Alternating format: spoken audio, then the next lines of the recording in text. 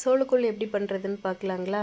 சோளத்தை ஒரு 5 to 6 hours ஊற வச்சு கொஞ்சம் ட்ரை பண்ணிவிட்டு அதில் இருக்கிற தண்ணியெல்லாம் வடியணும். வடித்ததுக்கப்புறம் மிக்சியில் போட்டு நல்லா கொரகொரப்பாக அடித்து எடுத்துடலாம்.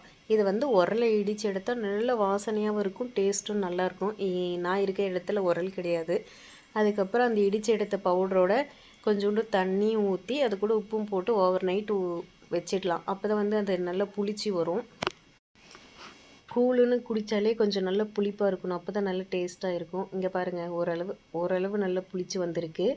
தண்ணியை நல்லா கொதிக்க வச்சு அது கூட இந்த கலவையை எடுத்து ஊற்றி பொங்கி வந்துகிட்டே இருக்கும். அதனால் ஒரு 1/2 hour லோ ஃப்ளேம்லேயே வச்சு கிண்டிகிட்டே இருக்கணும், அடி பிடிக்காமல் கிண்டிகிட்டே இருக்கணும். அப்படி கிண்டிகிட்டே இருந்தால் கூழ் ரெடி. நாங்கள் சின்ன பிள்ளையாக இருக்கும் போதெல்லாம் வந்து உரலை இடிக்குவாங்க. ஊற வச்ச சோளத்தை கொஞ்சமாகவும் அந்த இடித்த சோள மாவையும் கொஞ்சமாகவும் வாங்கி சாப்பிட்டுட்ருப்போம். நல்ல பிங்க் கலராக இருக்கும் நாங்கள் படிக்கும் போதெல்லாம். இப்போ வந்து பாருங்கள் நல்லா ஒயிட்டாக இருக்குது. சேம் கம்பு கூழ் செய்கிறதும் இதே ப்ராசஸில் தான் வரும். இது கூட என்ன சேர்த்திக்கலான்னா, கூழ் மாதிரியே வேணும்னாக்கில் தயிர் ஆட் பண்ணிக்கலாம், வெங்காயம் ஆட் பண்ணிக்கலாம், இல்லை அப்படியே ராவாவே கூட குடிக்கலாம். கெட்டியாக வேணும்னா நல்லா தண்ணியெல்லாம் வற்ற விட்டு நல்லா கெட்டியாக எடுத்து வச்சிங்கன்னா குழம்பு கூட வச்சு சாப்பிட்டா சூப்பராக இருக்கும். கீரை குழம்பு, கருவாட்டு குழம்பு, பழைய கறி குழம்பு, அது கூட எல்லாம் இதெல்லாம் உண்மையிலே சூப்பராக இருக்கும்.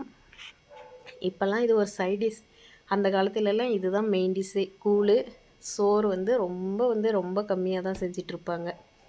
வறுமையை போக்குறதுக்காகவே இதெல்லாம் எத்தனை பேர் வறுமையை போக்கியிருக்கு. இப்போ இருக்கிற காலகட்டத்தில் வந்து ஹெல்த்துக்காக குடிக்கிறாங்க.